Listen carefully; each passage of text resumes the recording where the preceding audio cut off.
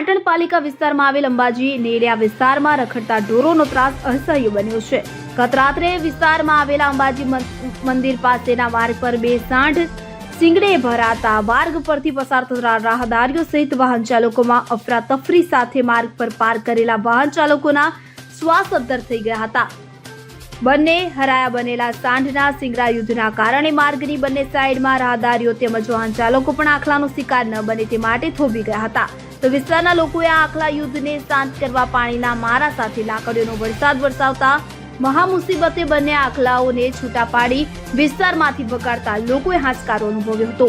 પાટણ શહેરના વિવિધ વિસ્તારોમાં તેમજ હાઈવે માર્ગો પર રખડતા ઢોરોની સંખ્યાને લઈને ત્રાહિમામ પોકારેલા નગરજનોને છુટકારો આપવા છેલ્લા 3 દિવસથી પાટણના ધારાસભ્ય સહિત વિવિધ વિસ્તારના રહીશોએ રાત્રિ ઉજાગર કરી 130 થી વધુ રખડતા ઢોરોને ડબ્બે કરવામાં આવ્યા છે।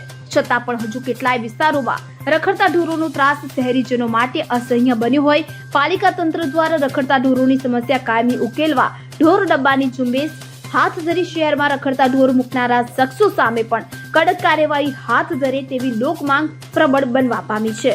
Bureau report CN24 news. હવે જુઓ દેશ દુનિયાની તમામ ખબરો તમારી આંગળીના ટેરવે। ઉઠાવો મોબાઈલ અને Google Play Store પરથી ડાઉનલોડ કરો અમારી CN24 ન્યૂઝ મોબાઈલ એપ।